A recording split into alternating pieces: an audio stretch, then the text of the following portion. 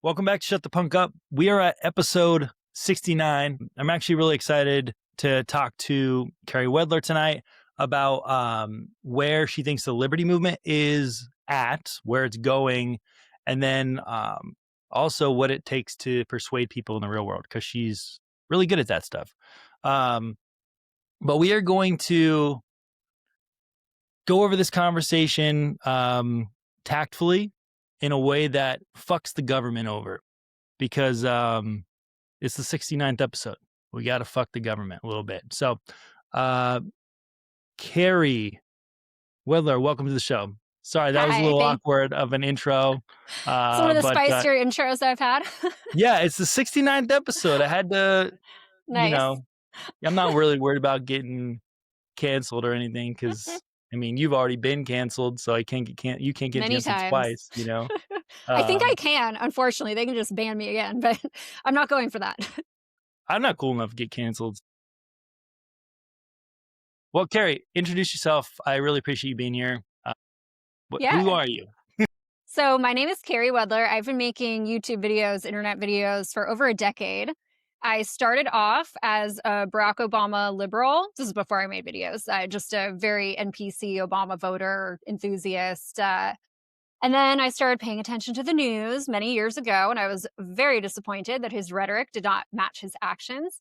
And that started me on a journey with Ron Paul. And then I was all about Ron Paul becoming president. And then I saw what the media did to him in 2012. And I learned that anyone who is a threat to the system is probably not going to get any control within the system. So I started evolving past libertarianism, even toward the A word, the anarchy, the voluntarism. And I still make videos along that journey. I used to run an independent news organization called the Anti-Media. Some people may remember it. We used to partner with the Free Thought Project. And in 2018, we were banned with all the Russiagate stuff. And that was heartbreaking because we had millions of followers. But I'm still out here. I have a Substack now. I make my videos. And if I just reach a few people and challenge them and, worm my way into their programmed brains and mess them up a little bit, hopefully for the better, then I'm satisfied. And I'm grateful that I get to do what I do. I was familiar with your content, and then I felt like you just kind of disappeared. Was that when the whole cancel thing happened? It might have been. I take a lot of breaks because it's hard on my nervous system. Honestly, I am not one of those people who's just cranking out content all the time. And I've always edited all my own videos too, which is very exhausting. Like the more intricate I get with my style, it's a lot of work. But it's possible that you saw me disappear around the ban, or that I was just hiding and hibernating for a while. That's totally fair. So you're not a Democrat?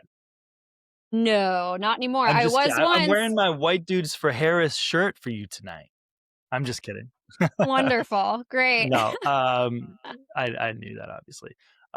So you put out all these really awesome 2 to 3 minute videos, like shorts on YouTube, on Twitter, Instagram, and all that, which is a great way to reach people because I don't know, they have much more viral potential, and they're people have really short attention spans, so keeping it short, sweet, and to the point, I think is something more libertarian. If I don't want to call you an influencer because it's probably insulting, but libertarian influencers should probably do more of that if they're trying to influence the culture. Right. But something I've noticed a lot lately is that libertarians are better at building brands than they are at building humans, I guess you could say. Does that make any sense to you? Because I feel like we just don't equip people with the tools that they need to succeed, right? And that's the biggest problem. I think there's a real lack of emotional intelligence. And I think that makes sense because libertarianism comes from such a rational, reasoned place that people are attracted to that. However, humans have emotions. That's just that's inescapable. That is a fact of, or a reality of being human. So I think a lot of people ignore that or don't connect with that at their own peril in terms of spreading these messages. And to be fair, I was incredibly reactive in a lot of my videos early on, and I've tried to tone that down because actually I find I get better reach when I'm really reactive, but it doesn't feel aligned in my soul. I feel like I'm just feeding the energy of the machine to be angry and upset and riling people up. I don't think that that's really a productive energy in terms of the kind of changes I want to see. It's like, I guess if you want violent revolution, cool. And I know a lot of people like to romanticize that and like maybe it'll happen and maybe they'll get their chance. But as someone who values peace and non-aggression, I would rather that not happen. I would rather change people's minds with reason and, emotional intelligence. I like that you sometimes still do, some videos that are like really on topic. Like you did one on like Venezuela very recently, Hmm. right after that happened.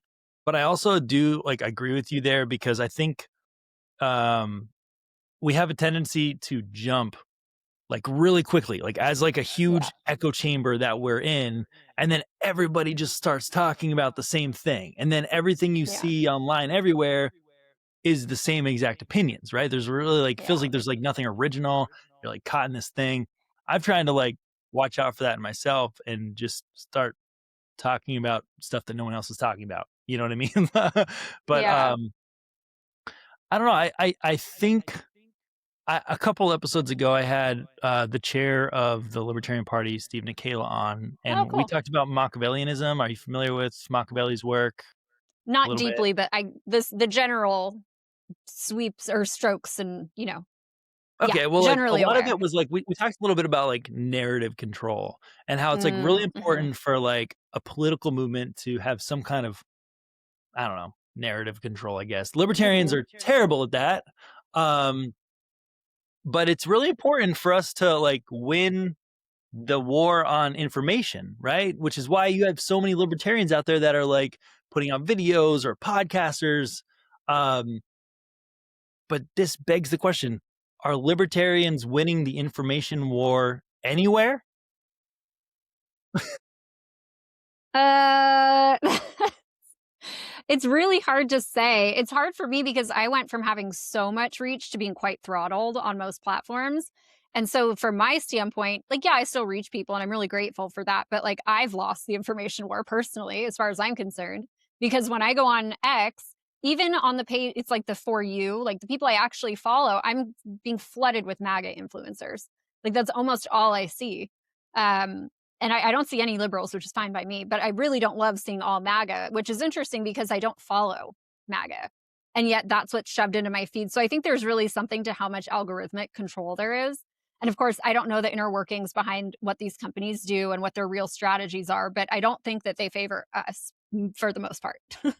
I kind of have the same issues. And I think that when libertarians do have these moments where they have like some virality, um, it kind of hurts the depth of the philosophy.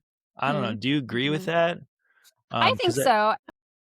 Well, and like you said, people's attention spans are so short that I feel like even my videos are long and they're like 2.5 to 3 minutes.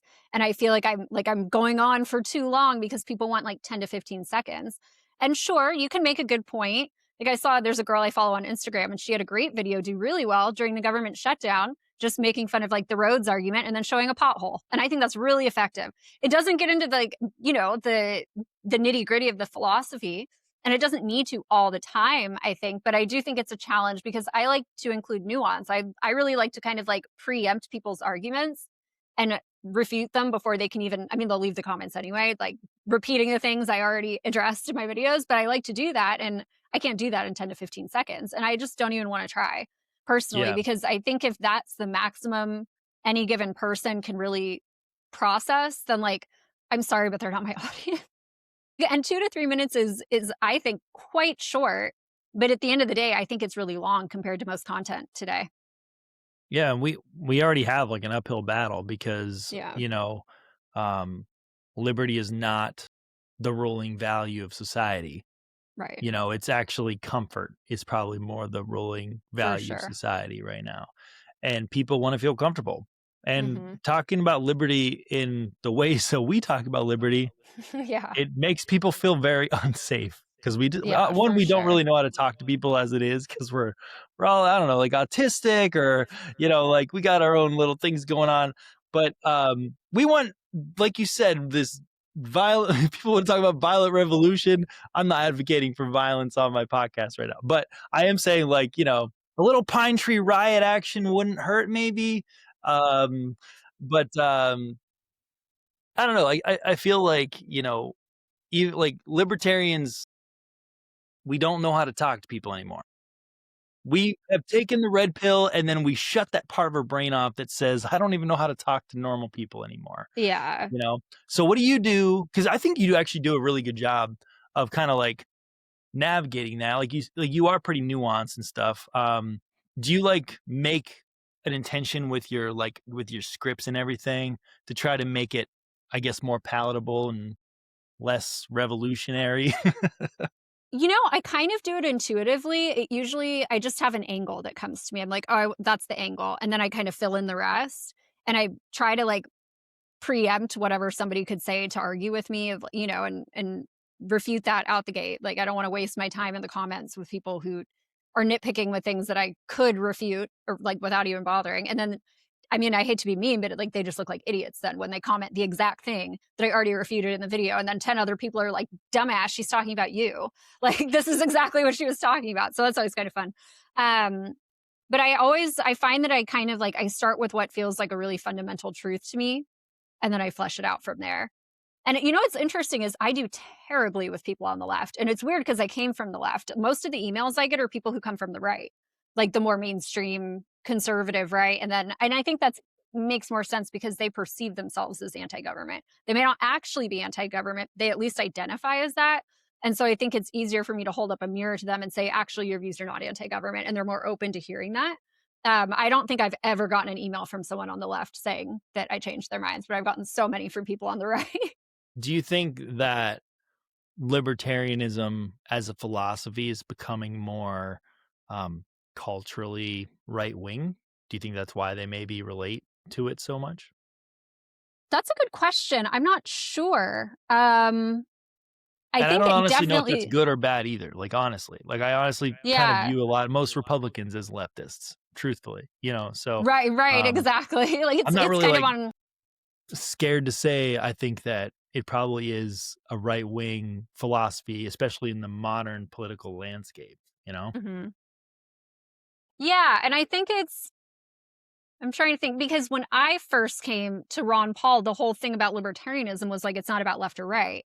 But I have seen, I think in the culture war perspective, I think I've seen more libertarians swing right than they have left, which I understand because a lot of the left wing culture has gotten so over the top. It's like a character of itself. So I understand why there's kind of like a reactionary opposition to that.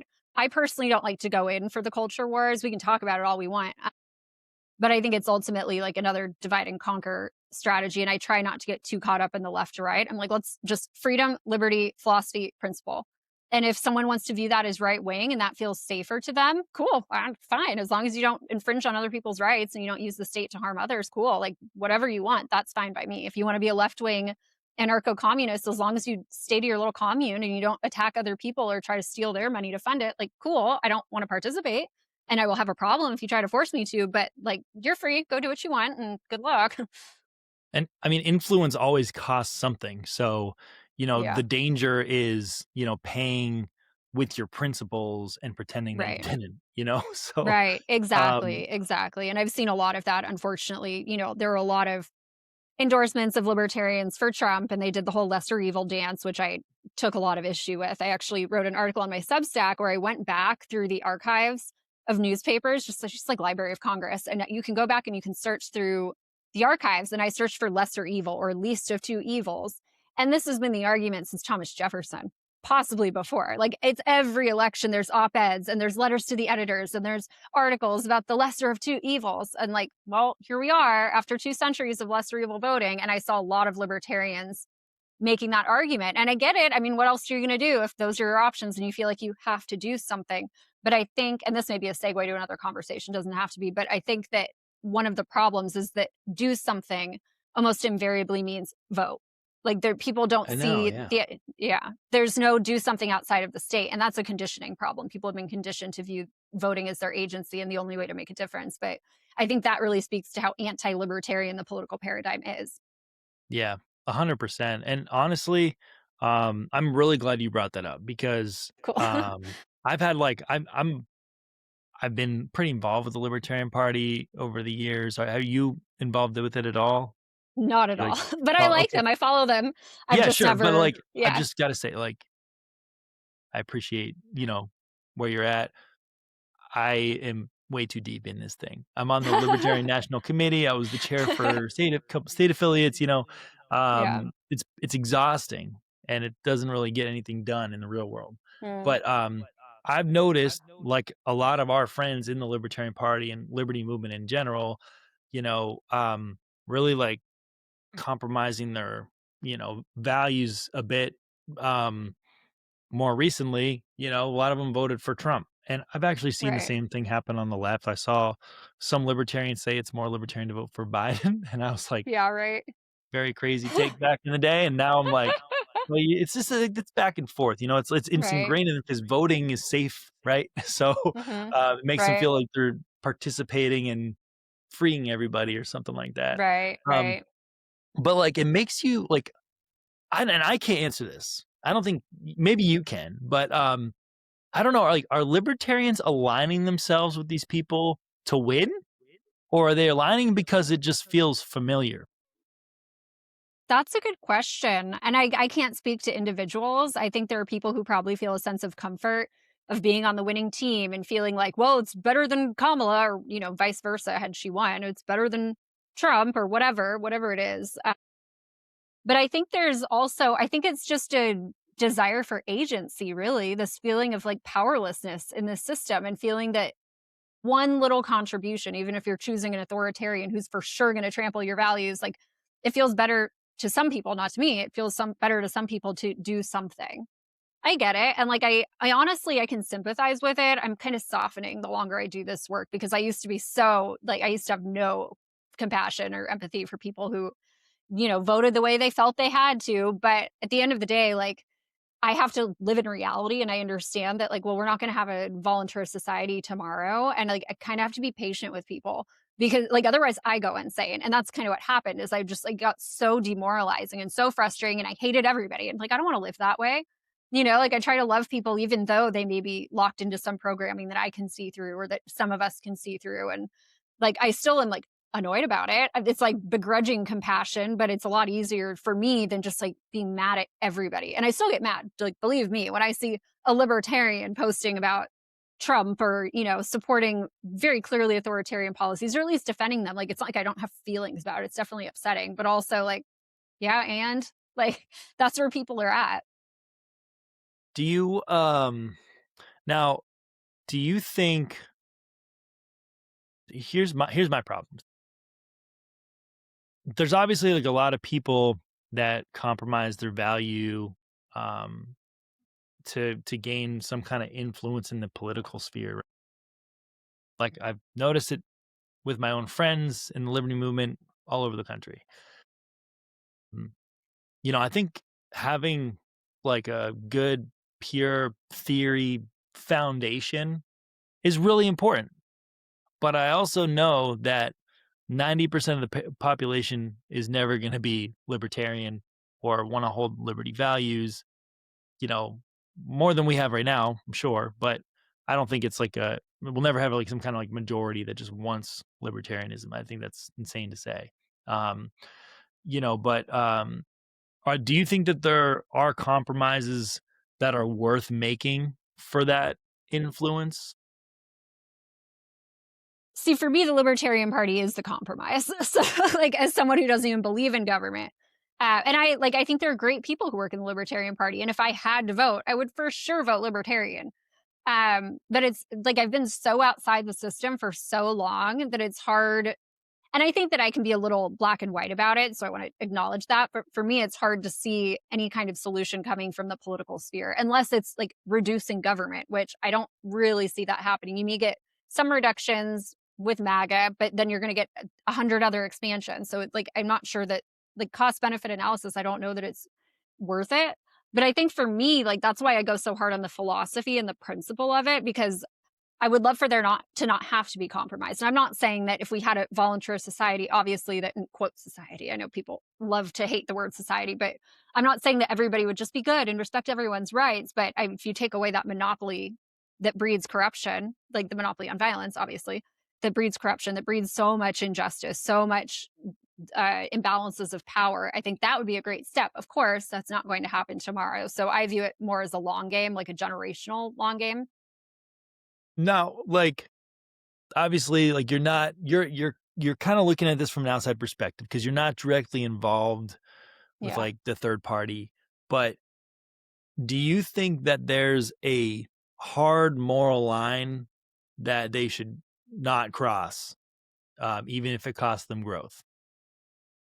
The Libertarian Party or just any Yeah, like, outside yeah, party? well, I'm speaking Yeah, specifically right now of the Libertarian Party, but if the Libertarians cease to exist, whatever liberty movement's going on in terms of like voting or whatever, right. um, I think there's plenty of like definitely plenty of like moral hard lines that you shouldn't cross, right? In order to like gain compromises such as like, I don't know, Ross Ulbricht getting released, I Right. guess, like, but Right. like, Right. I honestly, I don't know, I'm skeptical about our influence with that anyway, but, you know, Same. I mean, I think that that was a bone that Trump intentionally threw to the libertarians because he knew that that was a pet cause, and he knew that yes, that was like an emotional motivation for people to support him. And yeah, I actually I never doubted. Well, I was a little unsure if he was actually going to follow through on the pardon, but my expectation was that he would do it because that would lock in so many people and get them defending other transgressions because he freed Ross. And unfortunately, but he freed Ross, but he freed Ross. That's what I hear on so many of my videos when I get comments criticizing Trump. It's but he freed Ross. And I'm so glad Ross is free. I don't want to diminish what he went through. It was horrible. And I am so grateful that he's out. But I think to interpret that as anything other than a political ploy is very misguided and naive. yeah, for sure. Um, I think it's difficult for me because I've just been intertwined with the bureaucracy of it for so long, but, like, I don't know, like, I think, um, the same battles we see with, like, the national politics, the left, woke right nonsense, it's obviously, like, the LP is just a microcosm of what we see everywhere else too. So, they have their own woke left and woke right in the LP, Yeah. and, I don't know, like, if I had to, like, push a magic button to make the party perfect, I would just, like, never run a candidate again and make it purely messaging campaigns and Right. no voting, promote agorism and homesteading, you know what I mean? Maybe help write legislation and Yeah. try to coalition in that way, but, I don't know, like, I feel like, for a lot of people, being publicly libertarian can cost you a lot, like, it's Yeah. cost me friendships for sure. Yeah. Has it cost you any relationships or friendships or opportunities? It did early on, but I have to say it was my fault because I was very, very, very mean. Like it was when I was first starting to care, and I was just, I'll never forget, I was driving past, I was with a friend who absolutely could not care less about politics. And we were driving past an FBI building, and she and her friend were all excited because they watched some show where the main characters work at the FBI. And I was like, absolutely not. And I went on a horrible rant, and we never hung out again. Oh, And like she wasn't even egregiously statist that I'm aware of. She wasn't even political, but I was just so incensed that, and I think honestly, like I understand why I was upset because this is propaganda. Like the FBI is just like the Pentagon, just like the CIA, they work with Hollywood. They have influence over these scripts. And I see that as such propaganda and programming. However, I did not say it that way at the time. I just was really mean and reactive about it. But I've been fortunate that people in my life love me anyway, even if they disagree. And my family's super supportive, even that's though I've awesome. not yet converted any of them. They definitely get where I'm coming from. They're just kind of like, but how? How could that happen? And they're stuck in like, but we have to do something. But no one's disowned me. No one's they cut me out of their lives. I'm really grateful for that. And I'm very That is good. fortunate to have, yeah. And most of my close friends are very like minded, which I'm very fortunate for that. That's great. That's great. Um, and I don't know, like I kind of, you know, get into trouble a little bit on Twitter. Sometimes I say some things I probably shouldn't, and I think that that's a really easy place to just take things a little bit too far. You know what I For mean? As a sure. Yep. supposedly free speech platform or whatever. Right. Um, you can say things like, no, I know for sure. I've said plenty of things with like, I know this is going to make so many people mad, but I'm going to Right. say it because it's the truth, you know? But like, um, I don't know, like I've definitely tamed myself out a little bit, just a little bit. But I think a lot of people do confuse like dunking on people with persuading people. And it's For really sure. easy to win the quote tweet battle and lose Yeah. the people who are watching in the background Mhm. quietly, from the side. Yeah. Because and I think that that's a big problem that libertarians are facing today. It's because like we all get into these like big old theory debates on Twitter, and you know I know that one recently has been more like about ICE, and Mhm. uh Mhm. immigration control and stuff like this. And borders is something that libertarians should probably just avoid talking about because we'll never all agree. Yeah. Um Yeah. but it's sad to see some of the comments like, "This is why I'm not a libertarian," because you Yeah. guys just argue. There's no real answer here. You Yeah. guys are just all fighting, and, I'm like a I guess private property, private borders guy because, but, I do think that it's pretty gross to have like a national agency and not have some kind of like decentralized system of regulating that kind of stuff, and monitoring your own property, which is what the courts are for. But Right. um I don't know, libertarians just can't agree on any of this stuff, man. And it's I feel like we're losing a lot of people right now, just people like on Twitter that are there. Maybe they're like MAGA people who did come over because Trump came Right. to our convention and talked, and like, oh, like maybe these guys are Right. kind of like us. Let's be friends. And who's It's laughing like now? You know? rolled the debate a few years ago where somebody was naked on stage. It's like, never mind, I don't want anything to do with this. Like it's there, Yeah, like as I started off saying, I think there's a real lack of emotional intelligence. And it's it'd be it's the not a knock autism. on it. Honestly, I mean, I don't want to yeah, it is quite possible. It's just kind of like a lack of like being able, and I don't engage as much on the like just social media fights. I actually try to avoid the comment section, which isn't great either, but it just caused me so much stress.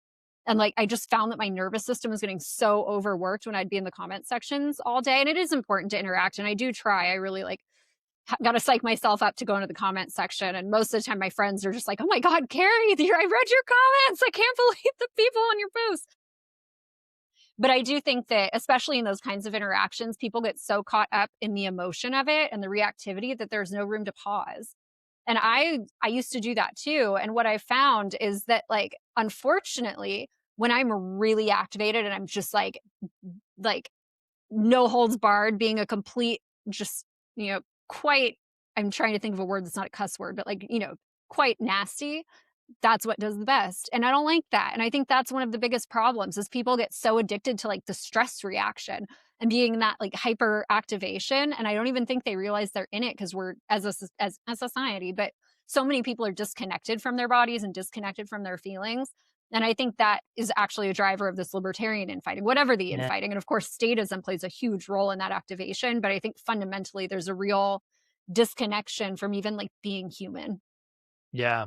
And like the algorithm like rewards speed and emotion. It doesn't reward Hmm. accuracy. And the problem Yep. with like what we believe is that when you're trying to describe philosophy to people is that it actually takes time to really Yeah. dive into it.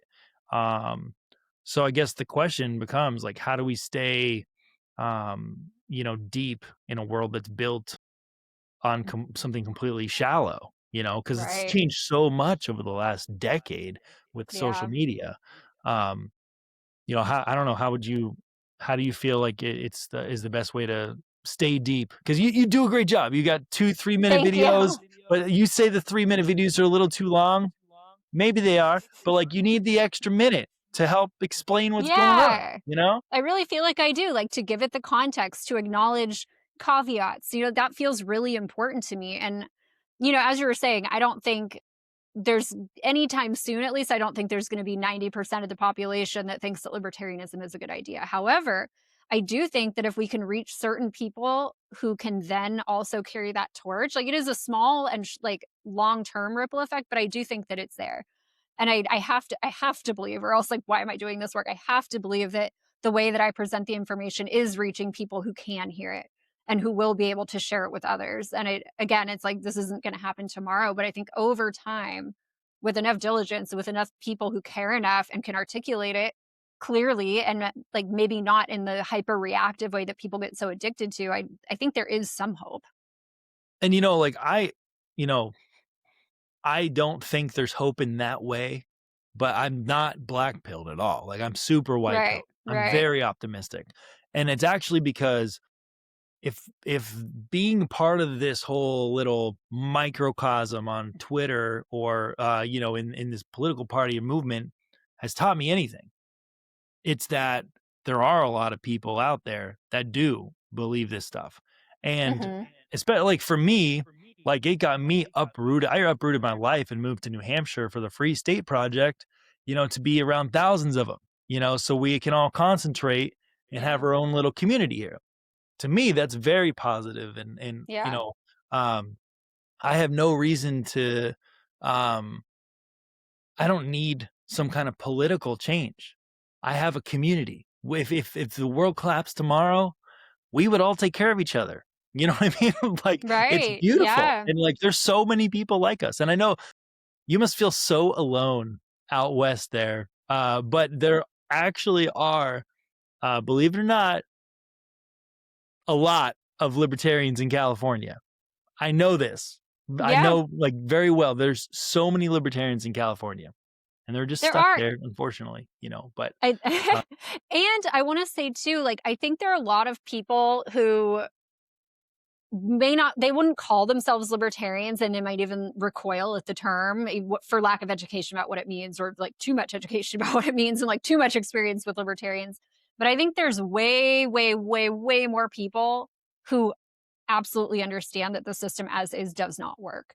And they can see Mm. that the left and right is not sustainable, and it's caused so much of the damage. And they may not have a philosophical framework to understand that through, but intuitively and also rationally, just by looking out at the world and the state of it, they know that this is not working. And I think that's really who I'm trying to reach, is people who can see that something's wrong, but they kind of just feel like, but I don't know, like why and how. And so that's why I try to inject so much philosophy into it. That's great, and, um, it's good that, you're I think that, like, something libertarians tend to get wrong is that, people will try to focus everyone, like, wants to run for the, like, run for office or do something, like, crazy, crazy, but, like, everyone has their own strengths, and they Hmm. should focus on their strengths because that's actually their best contribution to liberty. And for you, it's making 3-minute videos. You know what I mean? Like that's like a huge strength for you. It's, getting your message across in 2 to 3 minute videos. Um, Obviously that's not for everyone, but I think sometimes libertarians can get a little black pilled or feel defeated. And the reason is because most people aren't ideological; they're experiential. So if liberty doesn't improve something that they can immediately feel, like in their daily life, they'll start to tune out. They get burnt out really easily, and they lose that little spark, that flame. Yeah, for So, sure. what's a good way for people to avoid that?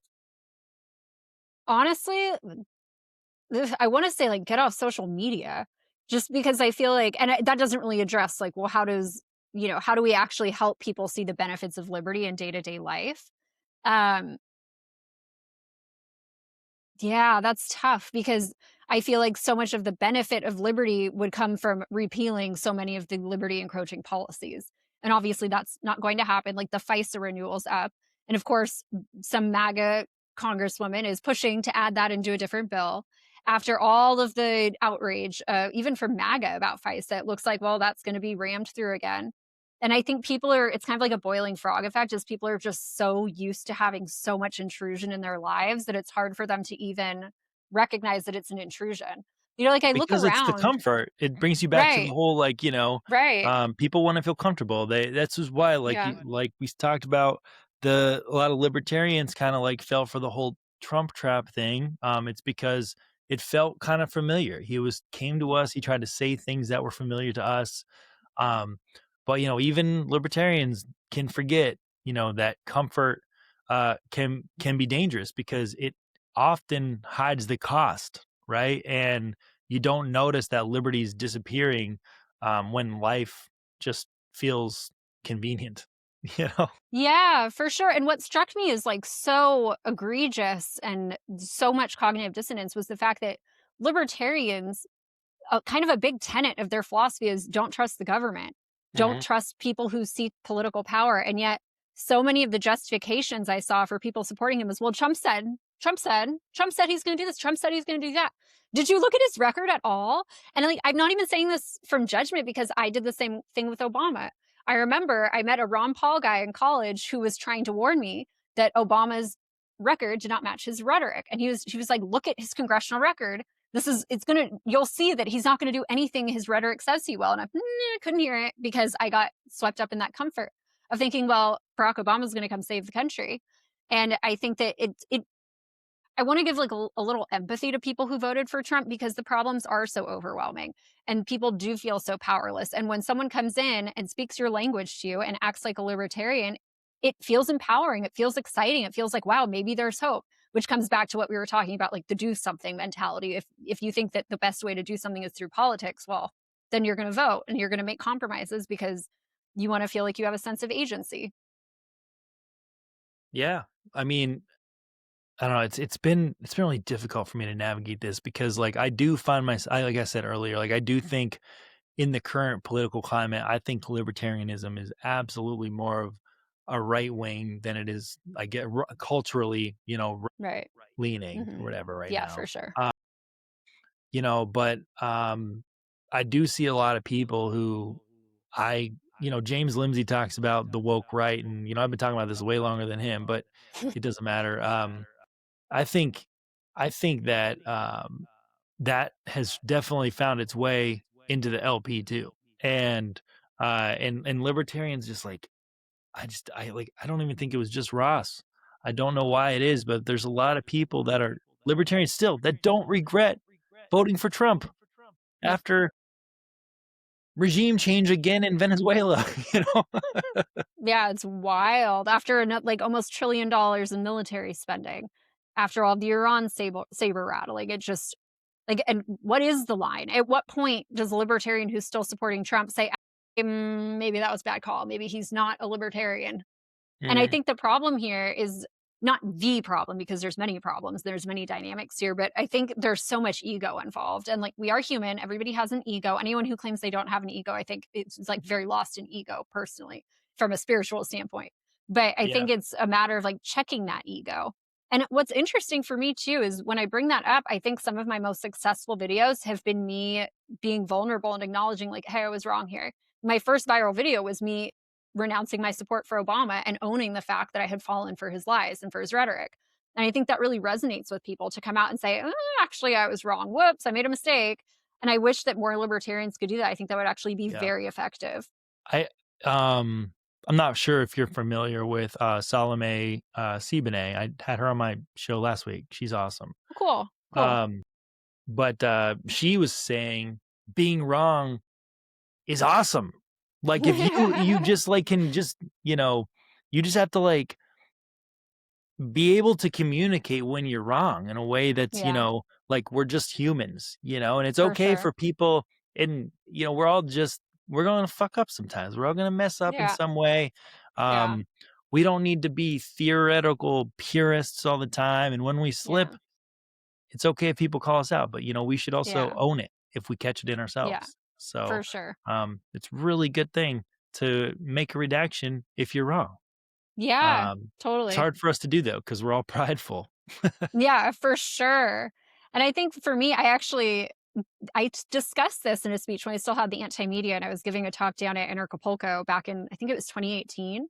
And I was talking about a lot of the issues with independent media, and it was a different landscape back then. And now it's kind of overrun with like MAGA, and they call themselves the people's media, and like they're just parroting state narratives. But at the time, there were a lot more anti-establishment, like truly anti-establishment outlets. However, a lot of the reporting was really bad. Like they'd link a source, you check the source, it does not say even remotely what they claim it said in the article. And that's what my speech was about, was like, we have to do better.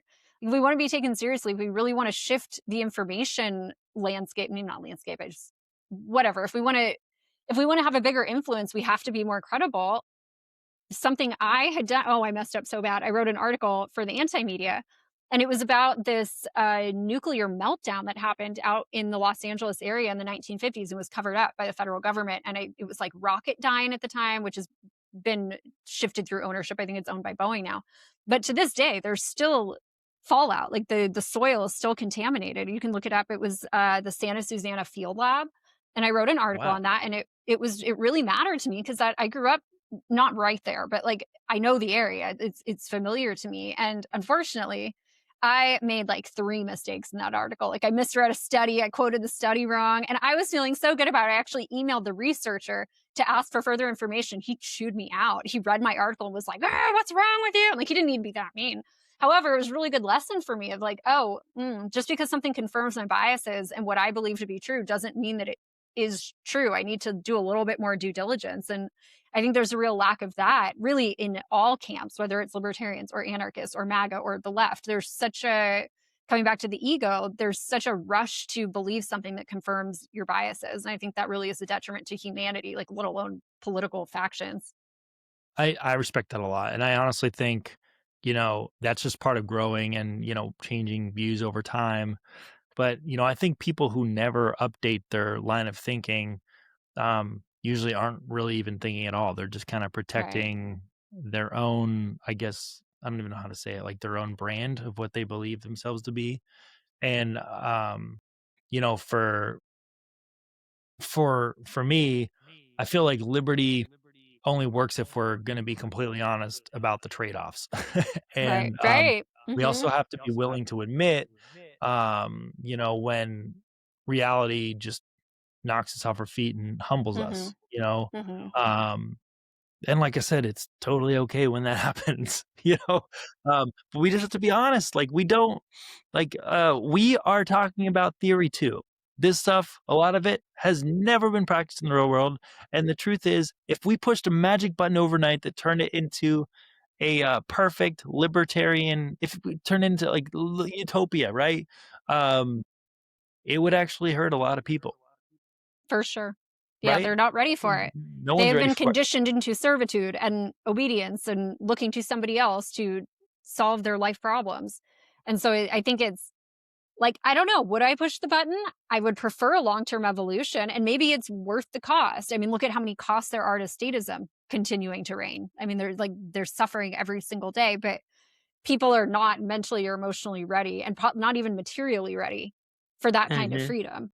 And we see that because, um, I don't know, like if people don't feel like they're capable of surviving on their own, um, then they just outsource responsibility every single Right. time. Mhm. So I think you're Yeah. right. I think that's like part of the real battle here is like navigating. You talk about the nuance earlier.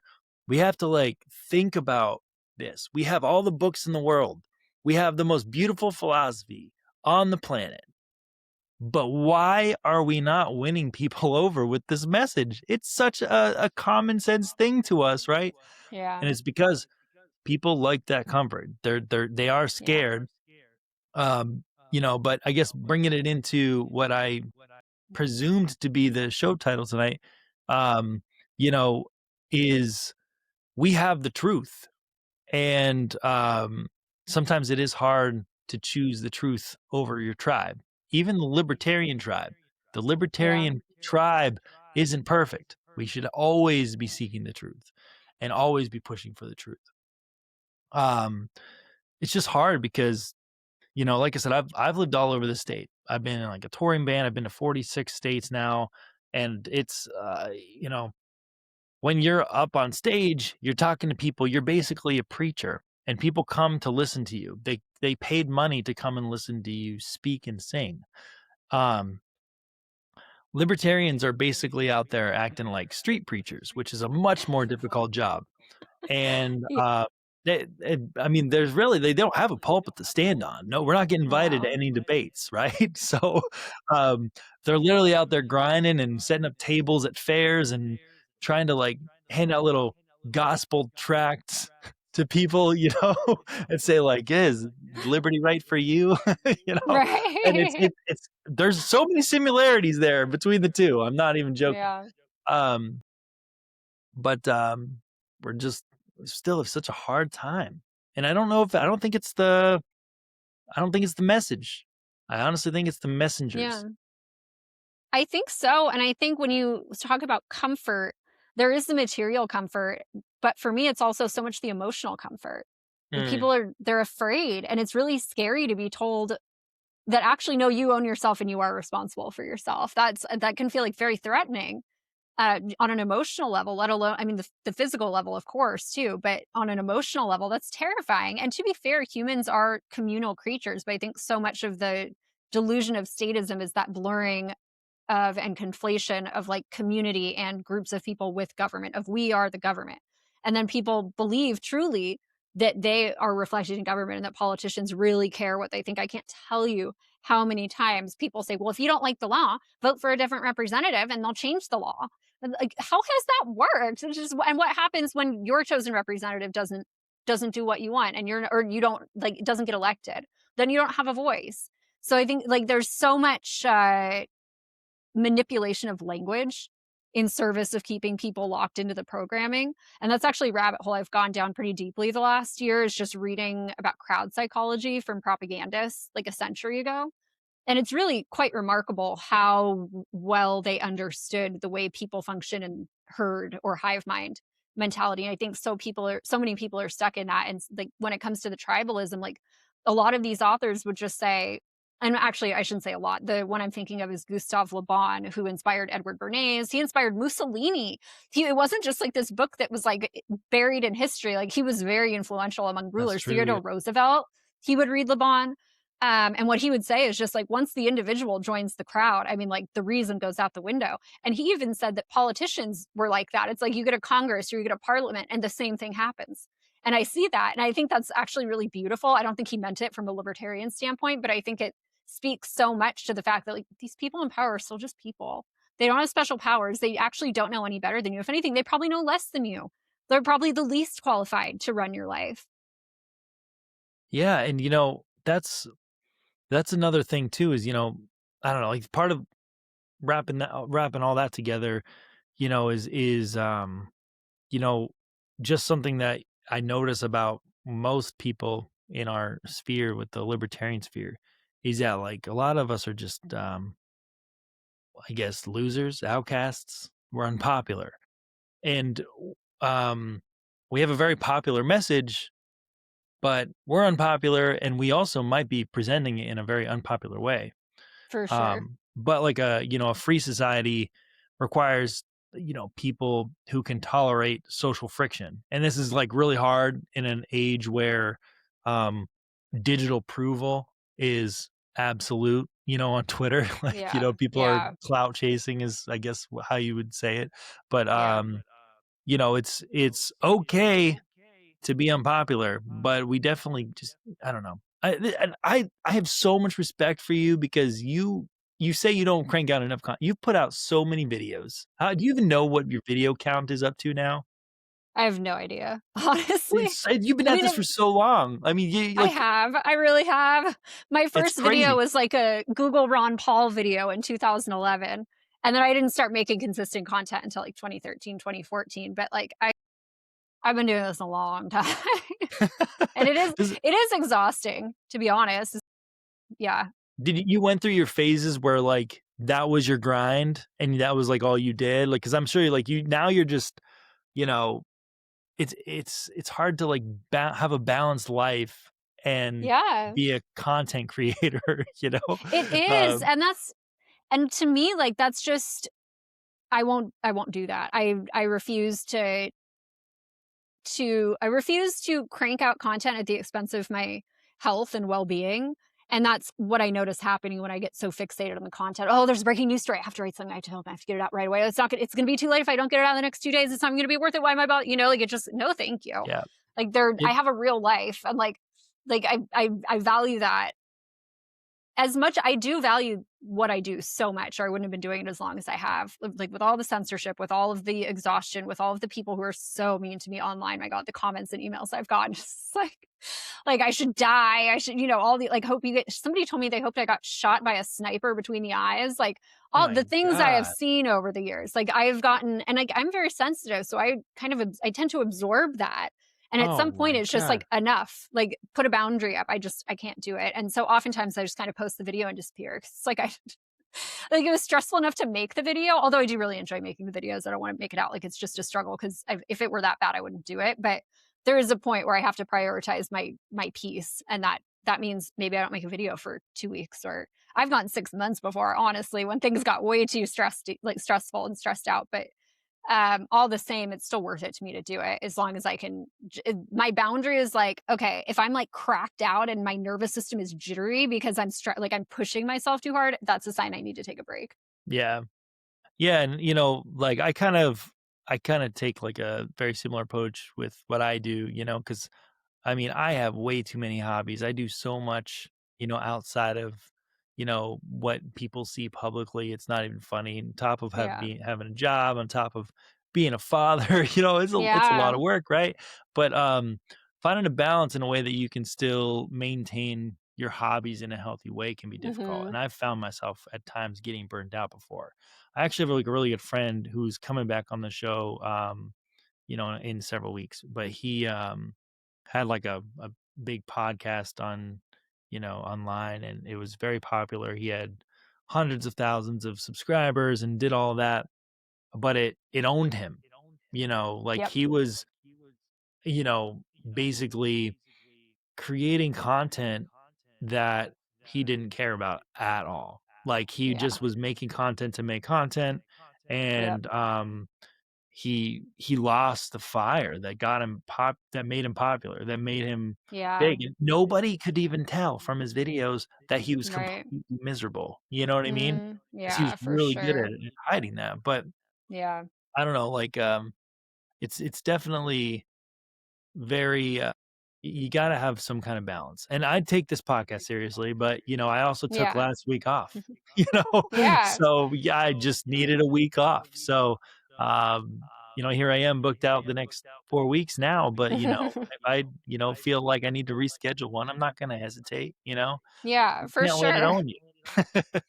Yeah, and I think that translates so well into the broader political paradigm itself, where especially these days, politics takes up so much space in people's minds and even like in their nervous systems. When you look at polls, and for however accurate the polls are, but when you look at polls of how stressed out I mean, people are about Hillary was supposed to be politics. president, remember? Yeah, that's true. That is true. But there's just it's so palpable that people are freaked out and stressed out. And even if they feel like they're winning right now because they're MAGA, there's still this activation to it. There's this like reactivity that I don't think that's like a fight or flight response. Humans were not meant to be in fight or flight all the time. And to me, the fact that politics is so inherently fight or flight inducing, that to me, it speaks to the fact that it's just not natural for human beings. We're Yeah. not meant to always be stressed out and freaked out and like worried about what government agent might harass us or who's going to spy on us or what country the United States is going to bomb or any other country for that matter. This is not just an American problem, but it just seems so unnatural. And I'm not saying that I know the exact perfect solution or alternative. And if I did, I would tell you not to trust me. I think anyone It's who certainly speaks with that kind of unnatural. certainty is, yeah, I would also say that it's, bring it back. It's just comfortable for them. Like this is just what right, they've always done. It's what their yeah, parents did. It's what their yep, parents did. So this yeah, just ingrained into them so deeply. yeah, And it's probably like it's actually like really easy to become black pilled when you're always going yeah, to be in the minority camp for thought. The problem is that if you lose hope, then you stop building, and right, then the worst people just win by default. yeah, So yep, I don't know, I think that like having that like real world connection to people might help yeah, bring some people out of it, but ultimately the biggest takeaway I have from our amazing philosophy and thought, voluntarism and all this is just the more agorist side of things, like create alternative systems, do stuff outside of the government so that when that's not there anymore, and we can hope that it won't be there someday, but that's never going to happen because we're not utopian. Then we're going to be good. And even like right here, right now, you can live outside of all of these crazy things. And I mean, you have much more difficult time out where you are than I do in New Hampshire because, I'm in the freest state, as you know. If you didn't know that, I've said it multiple times. I just think that's super important, to just build something outside of all this because Absolutely. people do get like, I keep saying autistically, and it's probably the perfectly correct word. They do get autistically obsessed with theory, and then they build their Yeah. whole life around it, and then they forget about life outside of there. And that would be Yeah. terribly depressing. That would be such a miserable Yeah. life to only have philosophy to go back on, Yeah. you know? Well, and what's interesting too is when I talk to people who are for sure not libertarians, for sure not anarchists, when I take more agorist perspective and Mhm. just talk about like decentralization and self-sustainability or, being able to take care of yourself and your family and your communities, everyone gets it. Like, I don't think I've ever had a person, regardless of their views, no matter how authoritarian they are, even whether they're aware of the fact that they're authoritarian or not. I've never had someone be like, "That's a bad idea. You shouldn't preach that." Like everyone understands that.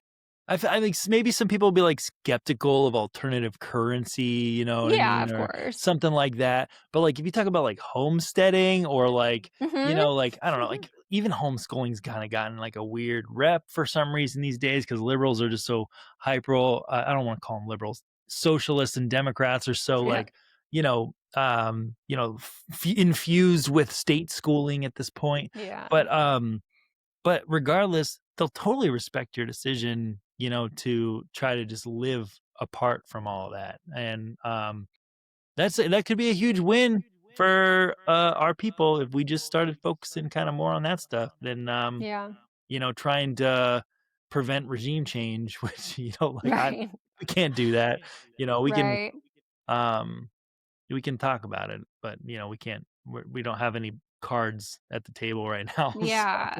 Well, it's funny um, because and not to just, like, bring it back to the negative, but when you mention that, it's like I saw so many libertarians I believe it was when Trump had just won before he was inaugurated for the 2nd term, and he was picking his cabinet, and the libertarians really thought that he was gonna pick, like, Thomas Massie for Secretary of Agriculture, and they were gonna have a libertarian Secretary of State or something, and sure enough, word leaked that he was gonna pick Marco Rubio, and I saw so many libertarians saying, "Get loud! Let the Trump administration know that you don't want this. Our voices matter." Oh, who did he pick? Yeah, that's right, Marco Rubio. He doesn't yeah, care. He does yeah, not care what you little peons want. So just to speak to like you can't beg a war hawk to not do regime change. Like if you want to believe that and that makes you feel better, cool. But that comes right back to the comfort because it's not true. It's delusional as far as I'm concerned. You're not living in reality. yeah, for sure. I mean, we saw this the first 4 years too. Where there's no, Right. we already had a taste of this. Nobody should Right. have been That's surprised by this. So That's what was so frustrating. It was very apparent how much debt he added, how many countries he bombed, how many escalations of bombings he did, how many defense contractors he appointed. It was all very obvious what his agenda was, and it was not on libertarian principle. well, um, one thing I did want to ask is like, how do you think we can actually be persuadable in the year 2026? What can we do this year Hmm. to try to win some more people in our camp in a time when, like, we're pretty much just ignored? I mean, I think it really comes back to what you're talking about of like living by example, not just like speaking the philosophy, but like showing other people. And whether that's online or whether that's in real life, just showing people that there is another way. I was just at an event down in Mexico. I don't know if you're familiar with Derek Bros. I don't think he would call Absolutely. himself. Yeah, yeah, he was supposed Yeah. to come on the show. Yeah, good Okay. guy, Yeah. good guy. Yeah. And the entire event was solutions. Like one of the speaker notices he sent out was like, your speech must address solutions. Like, don't come here and not give people solutions. And I do think that's really important. I would love if people could like come up with solutions on their own. And a lot of people do, but we all have to start somewhere. I started as an Obama supporter. So like if you're having a hard time thinking of practical solutions, that's totally fine. And there's so many people who have so many different ideas. But what I loved about the event is that it's really about like reclaiming your agency and finding ways to truly live freely and not just talk about it and not just, fixate on on the Epstein files or the New World Order or the deep state or all of these horrible, scary things, which is not to diminish them. Of course, they're real and they affect real people and they cause real suffering. And there are so many different things you can do in your life to facilitate your own freedom. And then that ripples out to other people. And I think that it's so beautiful and it's so in the spirit of liberty. Like, forget about the government and what they're doing. Not forget about it. That's not what I mean. But, like, don't let it occupy so much of your daily experience. And I think like people are online every day. They're seeing horrible news every day. They're fighting with people and I'm not saying everybody does this, but it just, when you go online, there's such a culture of toxicity and so much just fixating on the bad. And I think there's a real opportunity here to, like, and I could go down a weird neuroscience rabbit hole right now. Let me know if you want to or not. But I think there really is an opportunity to shift our perspective and start focusing on the things that we can personally do rather than get overwhelmed by so much that we can't control. Yeah. And I don't know. I manage people and, a lot of times people come to me with problems, and like libertarians do the same thing. We have so many problems, but it's, the oldest line to give back in the book. It sounds like you got a lot of problems and not a lot of solutions, so, really, like, we should be, instead of just like echoing all the problems that are going on, it's really important for us to start coming up with some creative solutions, that are palatable to humanity and not just push a button and everybody starves. You know what I mean? Right. For sure. But no, like, okay, so I greatly appreciate your time coming on tonight. And I this was great. I've been looking forward to this conversation for weeks now. So if you could just, I guess, tell everyone where they can find you, and then I'll put you backstage and we'll talk in a minute. Cool. Yeah, you can find me pretty much everywhere. I'm on all the major platforms, the YouTube, the TikTok. Well, TikTok really hates me, but I'm still on there. You just probably won't see me if you follow me because I will not show up in your feed. But I'm on Instagram, I'm on X, I'm on Telegram. That's I think a more censorship-proof platform if you want to find me there. If you go to carriewedler.com, I have all my links there. I have a Substack. I do not spam. I only do like one post a week, 2 max. And I think I've only done that like 3 times since I launched the Substack. So I promise not to spam you. But you can find me on all those platforms, and I think that's it. That's awesome. And again, thank you so much for coming on. I really appreciate your time. This was a great conversation. Thank you for having me. And we need more people like you to Oh, put this message out there in a positive way. So I appreciate you. Thank you. thank you. You too. Yeah. Bye. Bye. All right, guys. Thanks so much for tuning in tonight. This was a really fun one, and I know I've had quite a few libertarians on lately. I'm wondering if I should bring back on another music guest or something like that soon. So we'll probably do that in a week or so. But next week's guest is another libertarian, so we'll have fun with that and talk a little bit more about philosophy. But I'm gonna make sure I grill him about music too, because he is I think he's a metalhead. So I'm definitely gonna have to talk to him about that. But I hope you guys have a great week and enjoy yourself, and choose truth over tribe, and just let's create some solutions and less problems.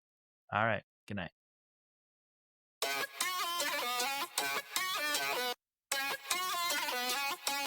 Coming from